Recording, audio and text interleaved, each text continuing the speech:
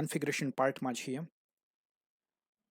અહીંયા valuer form, પેઢી માટે પેઢીનું રજિસ્ટ્રેશન, બ્રાન્ચ ઓફિસીસ, બ્રાન્ચનું બધું રજિસ્ટ્રેશન થાય એના માટે રાજકોટ બ્રાન્ચ, અમદાવાદ બ્રાન્ચ, એવી રીતના બેંક માસ્ટર, જે તે બેંકમાં કામ કરતા હોય એ અને એ બેંકોની અંદર કઈ કઈ બ્રાન્ચમાં કામ કરીએ છીએ એનું રજિસ્ટ્રેશન. હવે આપણે જઈએ છીએ સ્ટાફ માસ્ટરમાં.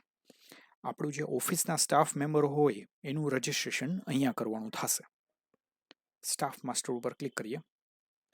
આપણે અત્યારે અહીંયા કોર્નરમાં બ્રાન્ચ જે છે રાજકોટ બ્રાન્ચ છે. એનો મતલબ કે હું અહીંયા જેટલા પણ સ્ટાફ મેમ્બરની એન્ટ્રી કરીશ એ રાજકોટ બ્રાન્ચના સ્ટાફ મેમ્બરની એન્ટ્રી થશે. જો અમદાવાદ બ્રાન્ચમાં જવું હોય તો હું અહીંયા અમદાવાદ સિલેક્ટ કરું છું. ઓકે, અને એના પછી અમદાવાદ બ્રાન્ચની અંદર એ એન્ટ્રી થશે. ઓકે, તો હવે હું અમદાવાદ બ્રાન્ચમાં આવી ગયો. જો અમદાવાદ બ્રાન્ચ અહીંયા ઉપર દેખાય છે તો જો અહીંયા એક નામ આવી ગયું છે રાજ. ઓકે, પણ હું સેમ એ જ વસ્તુ અહીંયા જો શિફ્ટ થઈ જાઉં પાછો તો જો અહીંયા સ્ટાફનું નામ બદલાઈ જાય છે, કારણ કે એ રાજ નામનો જે વ્યક્તિ છે અમદાવાદ બ્રાન્ચમાં કામ કરે છે. ઓકે, તો હવે આપણે અહીંયા એડ ન્યૂ ઉપર ક્લિક કરીએ છીએ. સ્ટાફ મેમ્બર, એમાં એડ ન્યૂ. ઓકે, તો અહીંયા એની વિગતો આપણે ભરીએ. સ્ટાફ મેમ્બર એનું ફોર એક્ઝામ્પલ નામ લખીએ, સમીર મહેતા. ઓકે, એડ્રેસ એનું ઘરનું પોતાનું એડ્રેસ, એની ફોટો અપલોડ કરી શકીએ, birth date. Okay, birth date લખી શકીએ, જેન્ડર મેલ ફિમેલ છે, એનો ફોન નંબર 1 2, એનું પર્સનલ ઈમેલ એડ્રેસ હોય એ, જોઈનિંગ ડેટ, રેઝિગ્નેશન ડેટ, એનું કયું ડેઝિગ્નેશન છે, બેઝિક સેલરી શું રાખેલી છે, ઇન્સ્યોરન્સ પોલિસી કાંઈ લીધેલી હોય તો એની વિગત, એનું અટેચમેન્ટ અહીંયા સેવ કરી શકીએ. એઝ વેલ એનું કંઈક આઈડી પ્રૂફ, આધાર કાર્ડ કે પાન કાર્ડ કે એવું કંઈ સ્ટોર કરવું હોય તો થઈ શકે, કંઈક રિમાર્ક સ્ટોર કરવા માટે.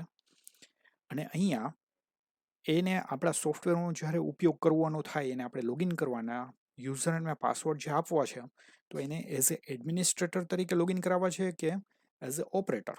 તો અત્યારે હું આને સમીરને ઓપરેટર બનાવું છું, ઓપરેટર. અને અહીંયાથી એના યુઝર નેમ પાસવર્ડ આપણે સેટ કરીએ. ફોર એક્ઝામ્પલ અહીંયા પાસવર્ડ એકદમ સ્ટ્રોંગ રાખવાનો, ક્યારેય ઇઝી પાસવર્ડ નહીં રાખવાનો. મોબાઈલ ફોન નંબર ક્યારેય નહીં રાખવાના, કમસે કમ 8 થી 10 કેરેક્ટરનો પાસવર્ડ રાખવાનો.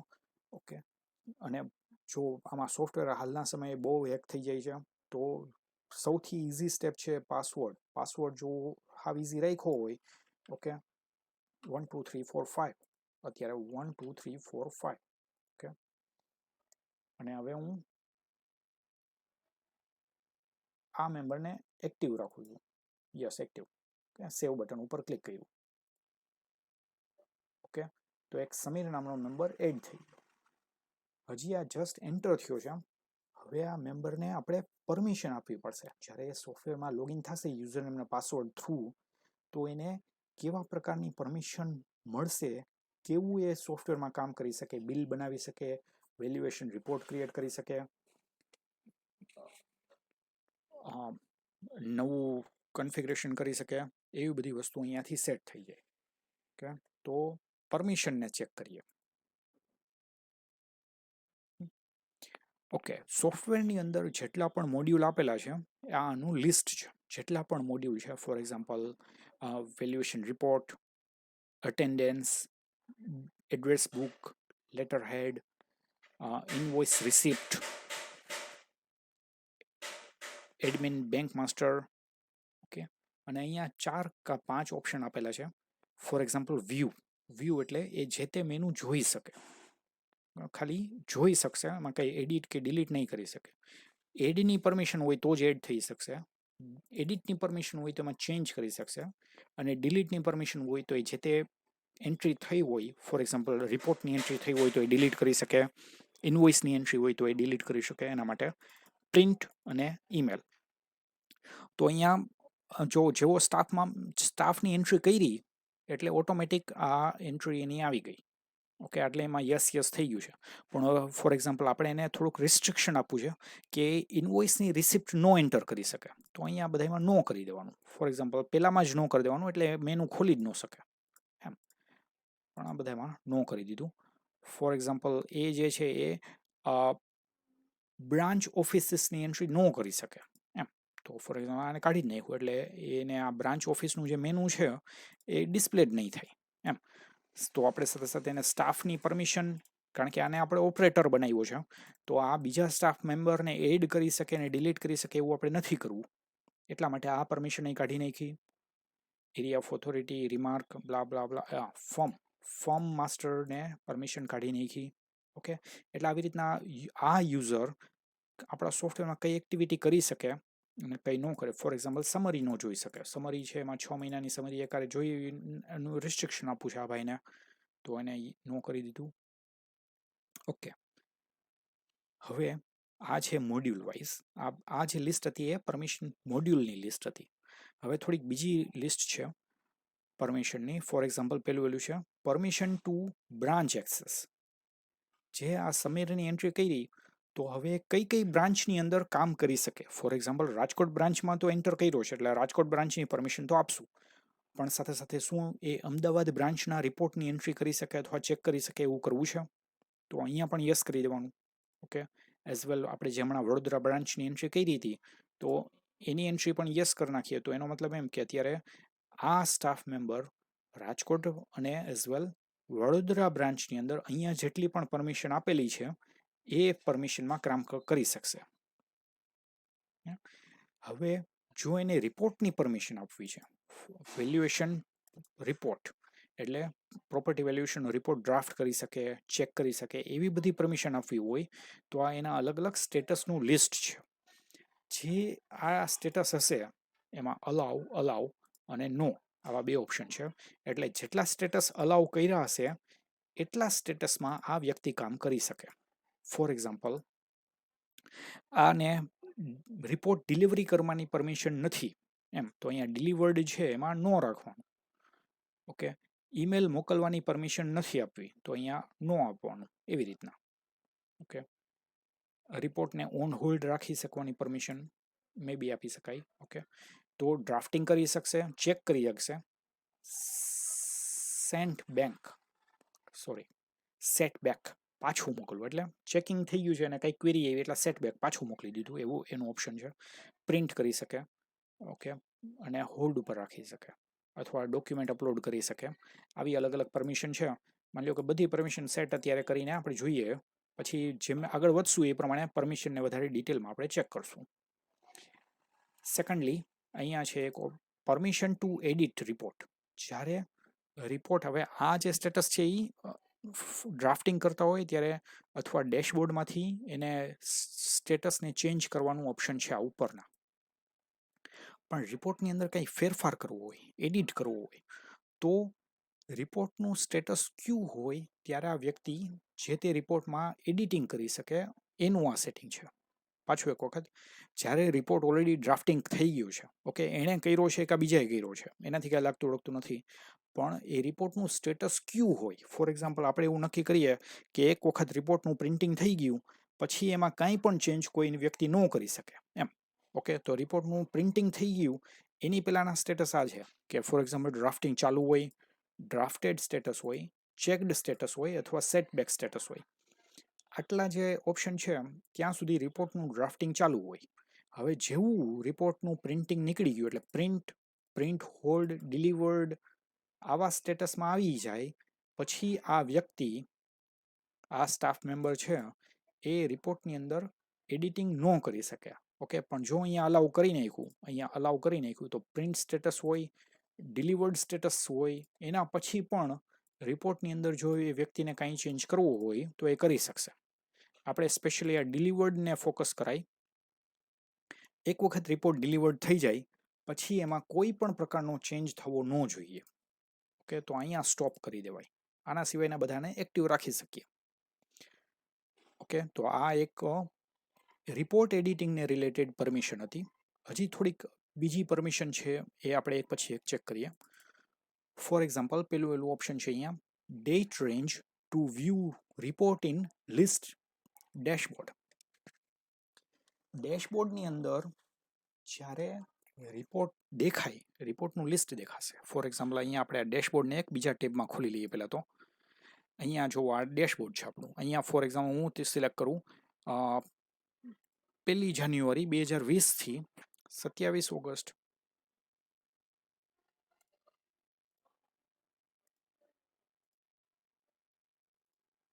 ઓક્ટોબર 2020. ઓકે, આજની તારીખ સુધી. અને હવે હું સર્ચ કરું તો અત્યાર સુધીના જેટલા પણ રિપોર્ટ બન્યા હોય એ બધા દેખાણા. ઓકે, પણ આ રિપોર્ટ છે આ વ્યક્તિ દ્વારા બનેલા હોય અથવા ન પણ બનેલા હોય. ઓકે, તો એ ઓપ્શન અહીંયા છે કે ડેશબોર્ડની અંદર જેટલા રિપોર્ટ દેખાય એ એની યુઝર, કોઈ પણ યુઝર દ્વારા ડ્રાફ્ટિંગ કરેલા હોય, બનાવેલા હોય, એ બધા રિપોર્ટ દેખાડવા છે કે ઓનલી માઇન, ખાલી જે તે વ્યક્તિ દ્વારા, એટલે અત્યારે ઓનલી માઇન સિલેક્ટ કર્યું, એનો મતલબ કે આ સ્ટાફ મેમ્બર છે એના દ્વારા જ જેટલા રિપોર્ટ ડ્રાફ્ટ થયા હશે અથવા ચેક થયા હશે એટલા જ ડિસ્પ્લે થશે.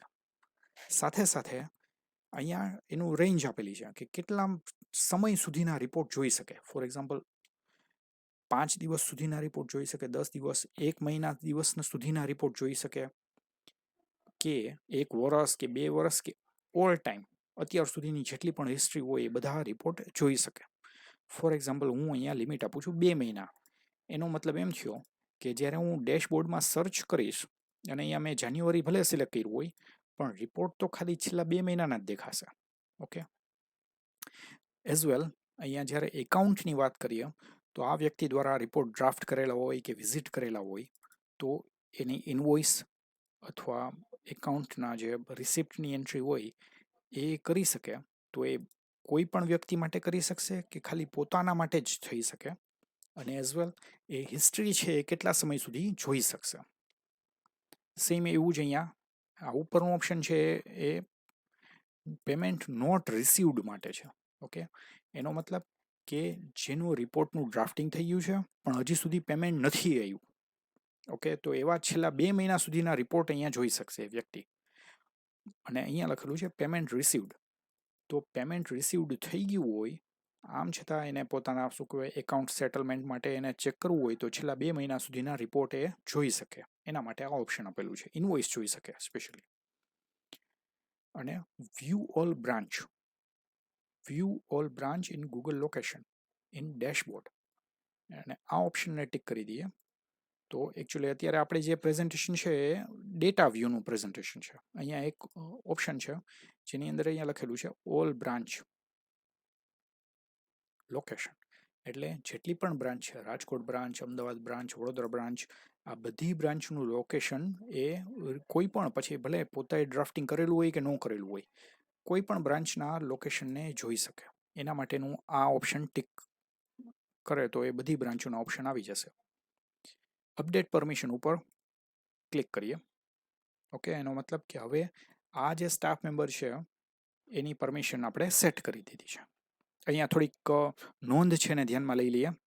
આપણે કોઈ પણ સ્ટાફ મેમ્બરને ડિલીટ નહીં કરીએ ક્યારેય પણ. ઓકે, માની લો કે અત્યારે ભૂલથી એન્ટ્રી થઈ ગઈ એને ડિલીટ કરવી તો યોગ્ય છે, પણ માની લો કે એણે શું કે આપણે કંપનીમાં 2-3 મહિના કામ કર્યું અને હવે એ માની લો કે જતો રહ્યો, તો એ સમય દરમિયાન જેટલા રિપોર્ટ એણે ડ્રાફ્ટ કર્યા છે, જેટલી વિઝિટ કરી છે, એની હિસ્ટ્રી આપણા સોફ્ટવેરમાં ઉપયોગી છે. તો આપણે એને ડિલીટ નહીં કરીએ. ક્યારેય પણ સ્ટાફ મેમ્બર જો છૂટા થઈ જાય તો એને ઇનએક્ટિવ કરી દેવાનું. ઇનએક્ટિવ જેવું કરી દેશે એટલે એ વ્યક્તિ ક્યારેય પણ સોફ્ટવેરમાં લોગિન નહીં કરી શકે. એનો પાસવર્ડ ઓટોમેટિક ઇરેઝ થઈ જાય છે. ઓકે, અને હવે જો પાછું નવેસરથી લોગિન કરાવડાવવું હોય તો એને એડિટ કરવાનું અને અહીંયા એનો પાસવર્ડને ચેન્જ કરીને અહીંયા જે તે વ્યક્તિનો નવો પાસવર્ડ અહીંયા લખવાનો.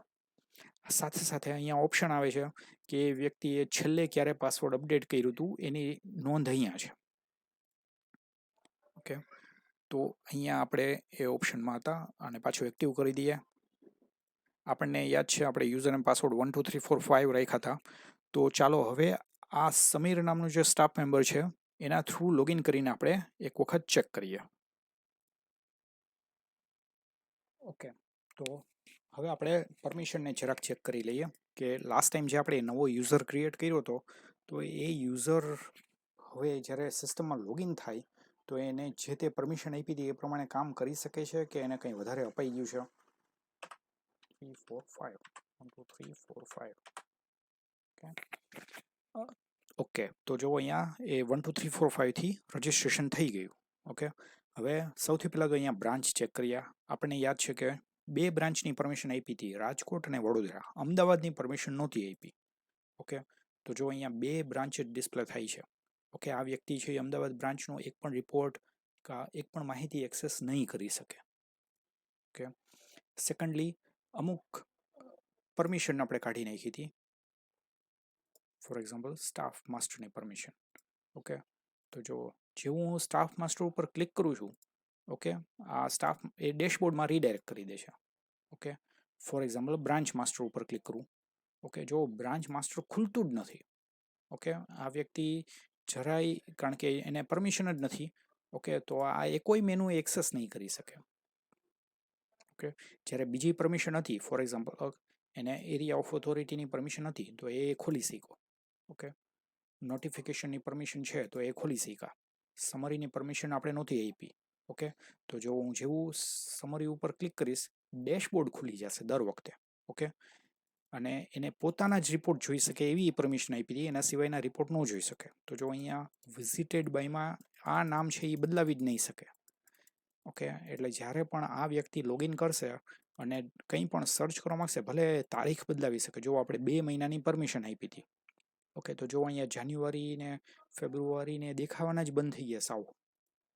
ઓકે, જુઓ ફોર એક્ઝામ્પલ આજે 27 તારીખ છે, તો 27 તારીખના જે તે એટલે 28 તારીખ સુધીનો રેકોર્ડ દેખાણો 4 મહિનાની હિસ્ટ્રી જોઈ શકે છે. 4 મહિના પહેલાંનું કાંઈ જોઈ નહીં શકે. ઓકે, અને અહીંયા મેક્સિમમ છે એ એડવાન્સ કાંઈ રજિસ્ટ્રેશન કરી નાખ્યું હોય તો, આને પછીનું એ કાંઈ નહીં જોઈ શકે. ઓકે, એટલે આવી રીતના કોઈ એક સ્ટાફ મેમ્બરની પરમિશન સેટ કરી દઈએ તો પછી એના સિવાયની બીજી કોઈ પણ મેનુ એક્સેસ નહીં કરી શકે. જેટલા મેનુની અંદર પરમિશન આપી છે એટલા જ મેનુ ખોલી શકશે, અને જેની પરમિશન નથી આપી અને તો પણ એ ખોલવાની ટ્રાય કરશે, ફોર એક્ઝામ્પલ સ્ટાફ માસ્ટરની પરમિશન નથી અને ખોલે છે, તો ડેશબોર્ડ જ ખુલશે દર વખતે. ઓકે, તો આ કોઈ વ્યક્તિ એમ કે ભાઈ આ મેનુ તો જરાય કામ નથી કરતું, પણ હકીકતમાં એને પરમિશન નથી એટલા માટે કંઈ કામ નથી કરતું. ઓકે, લોગઆઉટ કરી લઈએ.